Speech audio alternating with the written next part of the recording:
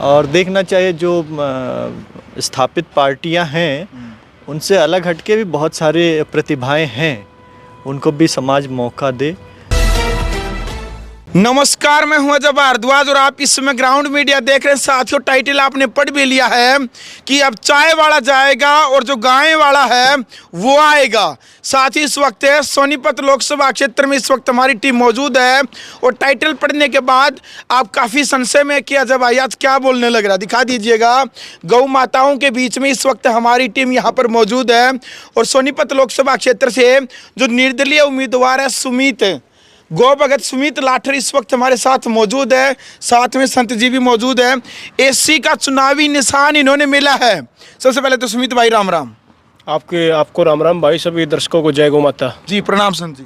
जय गौ माता। सब आप सबको जय गौ माता, जय गोपाल जी। सुमित जी क्या कहना चाहेंगे? टाइटल लोगों ने पढ़ भी लिया है कि अब चाय वाला जाएगा और गाय वाला आएगा। हाँ बिल्कुल, इसमें कोई दोहराई नहीं है जी, क्योंकि 2014 में यही गौ भगत थे जिन्होंने गाय को जीवनदान, मोदी को मतदान के नाम पे वोट दिया था। जी, पहले वाली सरकारों ने हमें पीड़ित किया वो अलग था, लेकिन जिस सरकार ने धर्म को मानने वाली सरकार ने जब हमें पीड़ित किया तो हमें ये लगा भी अब इस सरकारों से हमें छुटकारा चाहिए। बिल्कुल। तो सुमित भाई, एक तरफ तो देश की दो राष्ट्रीय पार्टियां हैं, चाहे कांग्रेस की बात करते हैं चाहे बीजेपी की बात करें, उनके जो उम्मीदवार वो चुनावी मैदान में है, उनके चुनाव प्रचार प्रसार में भी करोड़ों रुपया खर्च किया जाता है। एक तरफ आप निर्दलीय उम्मीदवार हैं, आप गौशाला में जो गौशाला है यहाँ पर बैठे हैं, सेवा करते हैं गौओं की, तो आप तो दान लेने वाले हैं, कैसे करोड़ों रुपया खर्च कर पाएंगे, कैसे जीतेंगे इलेक्शन? नहीं, दान लेने वाले भी नहीं, हम तो सेवा करने वाले हैं। बिल्कुल। और पार्टियां जो करोड़ों रुपये खर्च कर रही हो जनता को भी पता तो है। जी जी जी। लेकिन आज कहीं ना कहीं हमारे भाइयों की उनकी इस प्रकार से उनके अंदर ये माहौल बन गया है जी, क्यों भयभीत हैं। या तो एक पार्टी को वोट देना चाह रहे हैं या एक पार्टी का विरोध करना चाह रहे हैं। मुद्दे उनके पास है नहीं। तो आपके पास क्या मुद्दे हैं? मुद्दे क्या फिर आप बात कीजिए ना मुद्दे। हम तो लगातार पिछले 5 सालों में जो संघर्ष किया है उसको लेकर जब हमें लगा जो समस्या प्रैक्टिकली, चाहे वो किसान की बात करूं, मैं गौ माता की बात करूं, छात्रों की बात करूं, महिलाओं की बात करूं, उन मुद्दों पे चुनाव लड़ रहे हैं हम। तो सरकार ने गायों के लिए कुछ नहीं किया अभी तक? हाँ किया है। जो इलेक्ट्रल बॉन्ड पे कंपनियों ने चंदा दिया था उसके नाम पर, आधुनिकीकरण के नाम पर बूचड़खानों को 15 करोड़ रुपए सब्सिडी देने का काम किया है। अच्छा जी बिल्कुल। संत जी से बातचीत कर लेते साथ साथ। हमारा जी शुभ नाम क्या आपका? मैं संतोष महाराज वृंदावन से हूँ। जी। और संतोष जी क्या कहेंगे आप गाय माता को लेकर? गाय एक ऐसा विषय है जिसको, ये तो बहुत बड़ा समाधान है, बहुत सारी समस्याओं का समाधान है गौवंश, और उसी को सारे दलों ने जो है ऐसा दलदल बना दिया कि समस्या को, समाधान को समस्या बना दिया है। गौ समस्या नहीं, गौ तो बहुत सारी समस्याओं का अकेले समाधान है जी। लेकिन उसके साथ जो है व्यवहार करना ठीक नहीं है। गोचरण भूमि को लेकर के सरकार की क्या प्रतिक्रिया है, क्यों नहीं छोड़ने लग रही? मैं तो कह रहा हूँ कि इस पे जो है, जो हमारी न्यायपालिका है बहुत सारे विषयों पे स्वतः संज्ञान ले लेती है। गोचरण भूमि पे क्यों नहीं ले रही है? गाय के विषय पे क्यों नहीं ले रही है? भाई संविधान तो किसी के अंडर में काम नहीं करती है, दलों से तो ऊपर है। जितनी राजनीतिक दल हैं उनसे तो ऊपर है संविधान और न्यायपालिका। जब बहुत सारे विषयों पे वो स्वतः संज्ञान लेती है तो गाय के विषय पे क्यों इन्होंने इतना दूरी बना के रखा है? मुझे तो थोड़ा सा न्यायपालिका से भी सवाल करना है। बिल्कुल ऐसे ठीक नहीं है। गांव में तो आप लोग ही बताते हो कि सारे देवता हैं, 33 प्रकार के देवी देवता हैं, और इस तरह से वो कट रही हैं, पिट रही हैं और कचरा खाने के लिए विवश हैं। इसके जिम्मेदार कौन होगा? किसको हम जिम्मेदार माने? बिल्कुल किसी न किसी को जिम्मेदारी लेनी पड़ेगी जो गाय के साथ इतना अन्याय हो रहा है। सुमित को लेकर के क्या कहेंगे? युवा है, बहुत युवा बालक है और क्रांतिकारी भी है, इसलिए कहीं न कहीं हमारा आशीर्वाद सुमित के साथ है कि एक नई समस्या को लेके लड़ रहा है गाय। बिल्कुल। और ये देख सकते हैं यहाँ पर आप, इनका जो मैनिफेस्टो है जो ये उठाए हुए देख सकते हैं। यहाँ पर इन्होंने लिखा है कि चाय वाले जाएंगे और अब गाय वाले आएंगे, एक कदम व्यवस्था परिवर्तन की ओर। सबसे बड़ी बात इन्होंने लिख रखी है गौ भगत सुमित लाठर ने। किस प्रकार की व्यवस्था परिवर्तन आप चाहते हैं?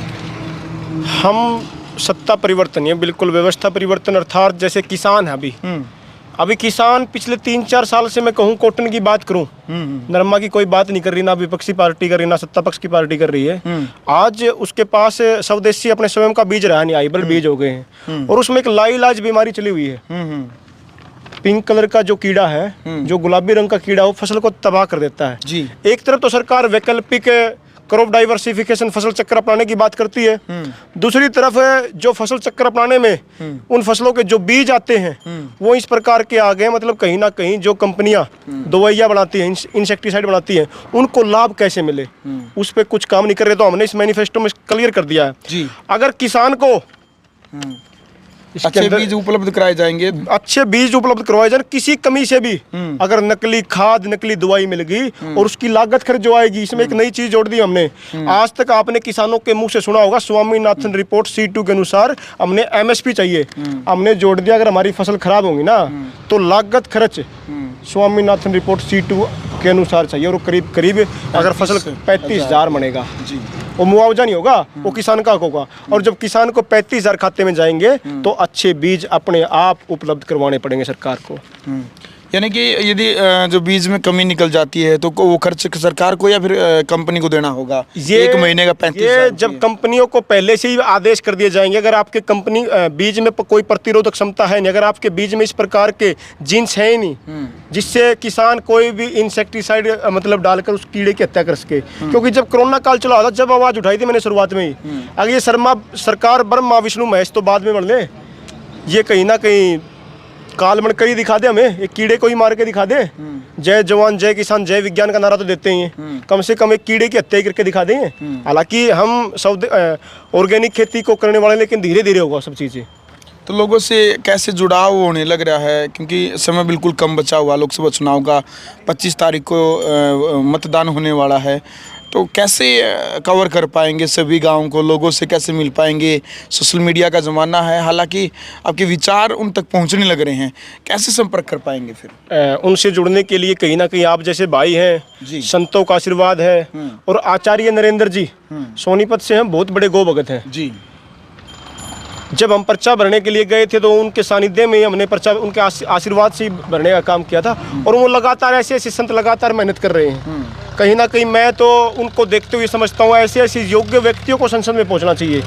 जब तक ये संत अगर संसद में होते तो हम जैसे युवाओं को संसद में जाने की जरूरत ही ना पड़ती।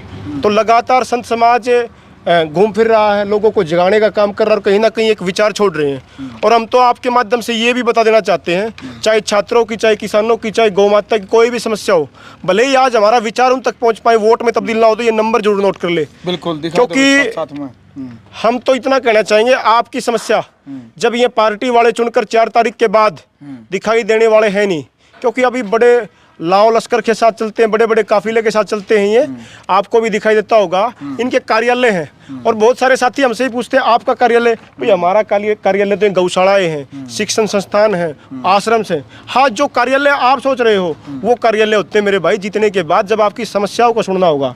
ये तो वोट पाने के लिए व्यापारी आदमी अपने सामान को बेचने के लिए आए हैं, नहीं कि आपसे कोई दुख दर्द साझा करने के लिए। चलो सुमित भाई, बहुत बहुत शुभकामनाएं आपको, चुनाव मैदान में आप उतरे हैं, आपका जो चुनावी निशान है इसी का है।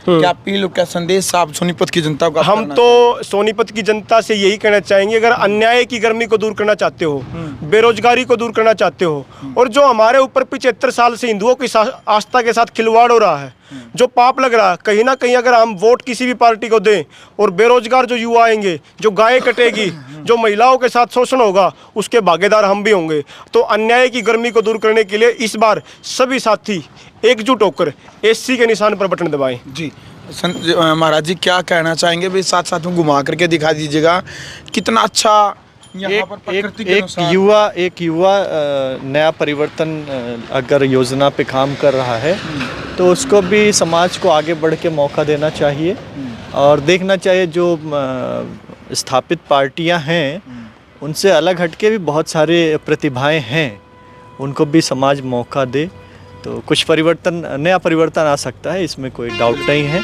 लेकिन समाज को आगे बढ़ के सहयोग करना पड़ेगा, बिना सहयोग के कुछ नहीं हो सकता। बिल्कुल। चलो भाई, फिलहाल वीडियो आपने देख ली भाई, और गो भगत सुमित लाठर को लेकर के आपने मर्यादित भाषा में कमेंट बॉक्स में अपनी राय रखनी है। खास तौर पर सोनीपत लोकसभा की जो जनता फिलहाल इस वीडियो को देखने लग रही है, 25 तारीख को मतदान होने की तिथि है।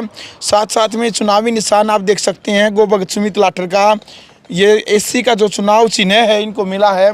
आप ज़्यादा से ज़्यादा संख्या में इस बटन को दबाएं और सुमित लाठर को विजयी बनाएं। इस प्रकार की अपील सुमित लाठर के द्वारा, महाराज जी के द्वारा की जा रही है। वीडियो को शेयर करें। ग्राउंड मीडिया के लिए अपने कैमरामैन सुगिंदर के साथ मैं जवारद्वाज। राष्ट्र निर्माण की जानकारी के लिए ग्राउंड मीडिया चैनल को सब्सक्राइब करें और शेयर करें।